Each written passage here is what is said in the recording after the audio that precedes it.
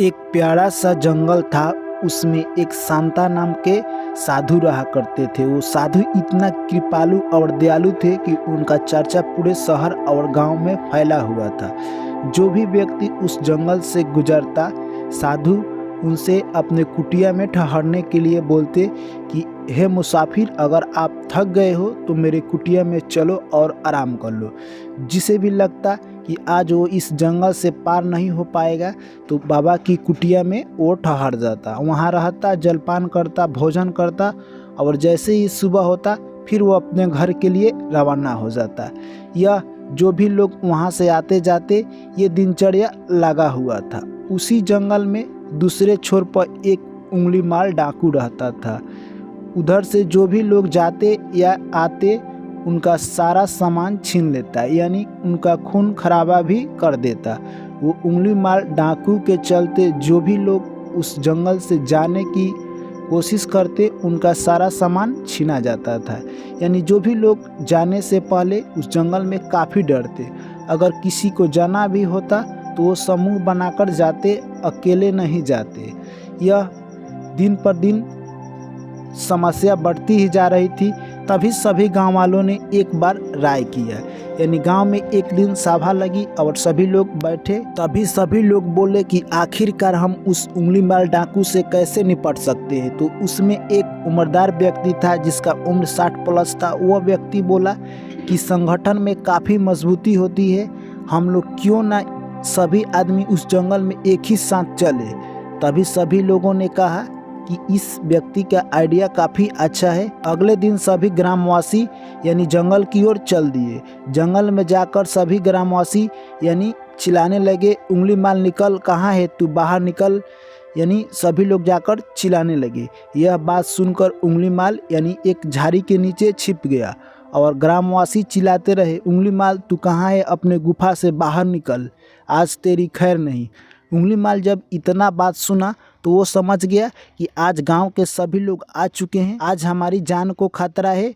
वहाँ से उंगली माल अपने पैर दबाए धीरे धीरे झाड़ी होते होते वो कुछ दूर भाग गया। जैसे ही वो कुछ दूर भागा तो उन्हें एक प्यारा सा कुटिया दिखाई दिया जो बाबा की कुटिया थी। वो उंगली माल उस कुटिया में दौड़ा दौड़ा गया।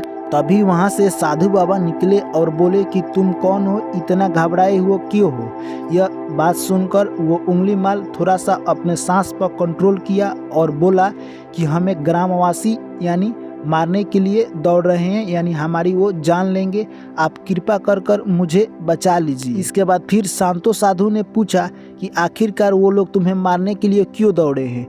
वो उंगली माल बोला कि हम डाकू हैं और इस जंगल से जो भी लोग आते हैं उनका हम सारा सामान छीन लेते हैं, इसीलिए वो लोग गांव वाले सभी लोग परेशान होकर हमको मारने के लिए दौड़े हैं। यह बात सुनकर साधु बाबा ने कहा, जाकर तुम मेरी कुटिया में छिप जाओ। इतने ही देर में सभी ग्रामवासी वहां पर उंगली माल को खोजते खोजते आ गए। तभी साधु बाबा से पूछा, हे साधु बाबा, आपने क्या यहाँ से उंगली माल को जाते हुए देखा है। तो साधु बाबा ने कहा, नहीं, हमने तो उंगली माल को नहीं देखा है। तो गांववासी ने बोला कि उंगली माल सभी आदमी का सामान छीन लेता है और जो भी लोग इस जंगल से आता है उनका सारा सामान छीन लेता है। इतने में साधु बाबा ने कहा, उंगली माल तो आज से कुछ दिन पहले तालाब में कूदकर अपनी जान दे दी। यह बात सुनकर ग्रामवासी को विश्वास ही नहीं हो रहा था, पर वो संतो साधु इतना लोगों पर विश्वास बनाए थे कि उनका बात सभी लोग मानते थे। इतने में वो बुजुर्ग आदमी कहा कि जब ये बाबा कह रहे हैं कि वो अपना जान नदी में कूद कर दे दिया है तो हमें इनका बात मानना चाहिए और हमें यहीं से घर लौट जाना चाहिए। और वहाँ से सभी लोग घर लौट गए। यह सब दृश्य उंगली माल यानी जंगला से देख रहा था।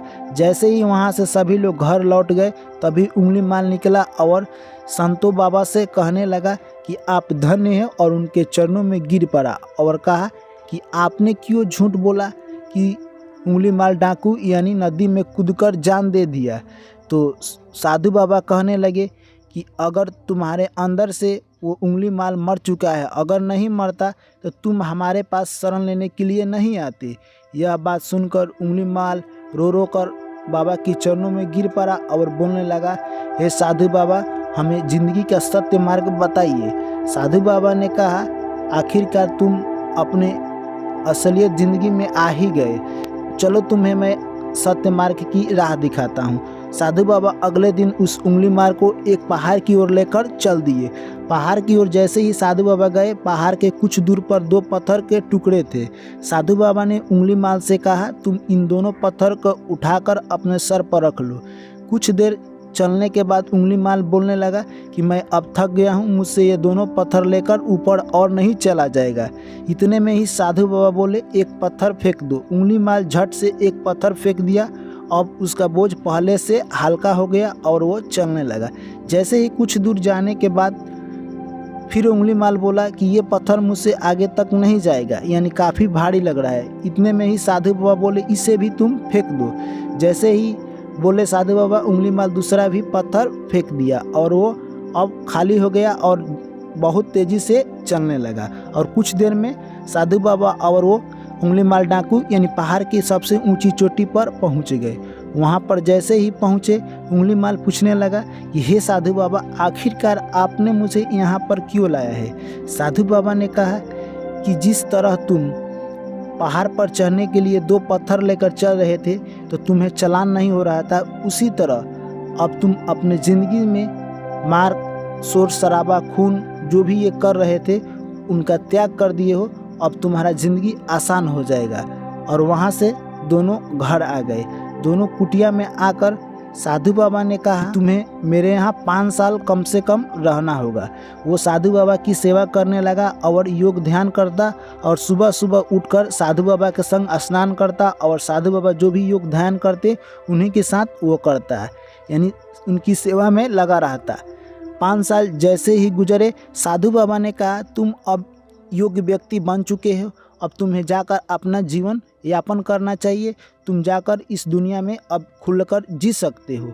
यह बात सुनकर उंगली माल बोला कि हमें इस दुनिया में कोई जीने नहीं देगा, क्योंकि मैंने इससे पहले बहुत सारा लोगों को खून खराबा किया है और जो भी हम धन लूटे हैं वो भी हमारे पास है, उस धन का हम क्या करें। इतने में बाबा संतों ने कहा कि तुम्हें जो भी धन लूटा है उनका तुम्हें वितरण कर देना चाहिए, जिनका था उन्हें दे देना चाहिए। उंगली माल बोला कि मैं तो नहीं जानता हूँ कि किनका मैं धन लूटा हूँ, तो ये मैं कैसे दे सकता हूँ।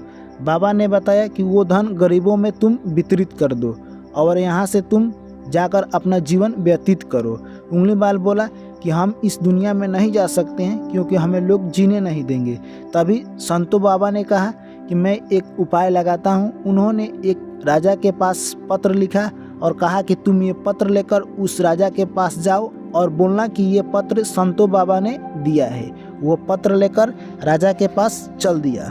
जैसे ही वो पत्र लेकर राजा के पास गया, उंगली माल वहाँ पर जाते ही राजा को पत्र दिया और राजा ने उस पत्र को लिया और पढ़ने लगा। उसमें लिखा था, मैंने आपके पास जिस व्यक्ति को भेजा है वो आज से 5 साल पहले खूंखार डाकू था और वो आज के दिन में यानी एक इंसान बन चुका है। इसे आप अपने मंत्री यानी सलाहकार के रूप में रख लीजिए। मैं संतो बाबा बोल रहा हूँ। यह बात सुनकर राजा को पहले तो यकीन नहीं हुआ कि ये खूंखार डाकू है, अब इंसान कैसे बन गया है। उसने सोचा कि अगर बाबा ने कहा है तो सच ही होगा, चलो इसे मैं रख लेता हूँ। पर वो राजा काफ़ी चालाक था। वो सोचने लगा कि इसका सबसे पहले परीक्षा लेना होगा। वो राजा उस डाकू को अपना सलाहकार बना लिया। इतने में ही अगले दिन एक औरत और कुछ व्यक्ति एक झगड़ा को लेकर राज दरबार में पधारे और आकर राजा को सुनाने लगे। वो तीनों आदमी बोल रहे थे कि ये औरत हमारी धन चुरा ली है और वो औरत बोल रही थी कि मैंने चोरी नहीं किया है। यह बात सुनकर राजा काफ़ी आश्चर्यचकित हो गए। तभी औरत ने बोला कि सारी बात क्या है, साफ साफ मैं बताती हूँ।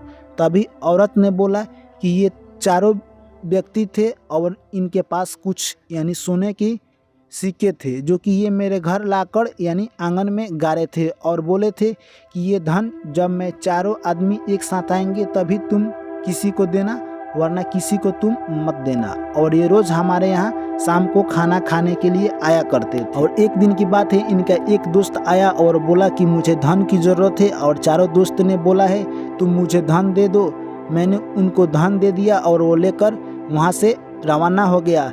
और उसके बाद जब ये लोग आए शाम को खाना के वक्त, तो इन्हें पता चला कि इनका चौथा दोस्त धन लेकर भाग गया है। इन लोगों ने मुझ पर शक किया कि ये औरत और वो दोस्त मिले थे और वो धन में इन दोनों का भागीदारी है, जो कि मैंने ये कुछ नहीं किया।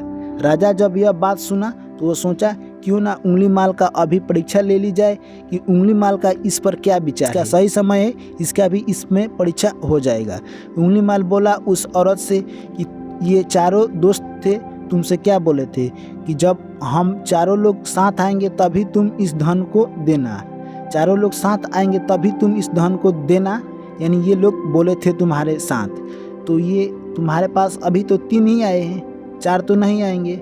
जब भी तुम लोग 4 आना तभी इस औरत से धन मांगना, तुम लोग जाओ यहाँ से। यानी दोस्तों कहे तो यानी उस तीनों व्यक्ति के सब से ही उंगली माल ने उन्हीं के जाल में उन्हें ही फंसा दिया और वो तीनों वहाँ से चलने लगे। इतने में ही उंगली माल पूछा, ये तुम्हारा धन था, ये कहाँ से आया था? ये तो हमें लग रहा है कि ये चोरी का धन था। वो तीनों बोले नहीं महाराज, ये हमने अपनी मेहनत और बिजनेस से कमाया था, तुम सच सच बताओ कि ये धन कहाँ से आया। वो तीनों ने फिर से कहा कि हमने बिजनेस से कमाया है।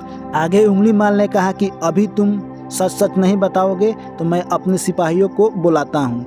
उंगली माल ने सिपाहियों को बुलाने का हुक्म दिया। जैसे ही सिपाहियों को बुलाने का हुक्म दिया वो तीनों डर गए और बोलने लगे कि सिपाहियों की बुलाने की कोई ज़रूरत नहीं है, मैं सत्य सत्य हम लोग बताते हैं। उन्होंने कहा है कि हम लोग चारों आदमी मिलकर किसी के घर में चोरी करते थे, वही सारा काला धन हम लोग रखे थे। यह बात सुनकर उंगली माल बोला इन तीनों को अभी अभी गिरफ्तार कर लिया जाए और इसे काला घर में डाल दिया जाए। तो दोस्तों इस कहानी से हमें क्या सीख मिलती है? यानी इस कहानी से हमें यही सीख मिलती है दोस्त कि ज़िंदगी में आप कहाँ है ये मायने नहीं रखता है। अगर आपकी संगति अच्छे व्यक्ति के साथ हो जाता है तो आप भी उस मुकाम पर पहुंच जाइएगा जहां पर आप कल्पना कर सकते हैं। तो इस कहानी से आपको सीखने को क्या मिला है आप कमेंट करके हमें ज़रूर बताइए। आपका कमेंट का हमें बेसब्री से इंतज़ार रहता है। फिर मिलते हैं नेक्स्ट कहानी में। Thank you, take care, bye bye.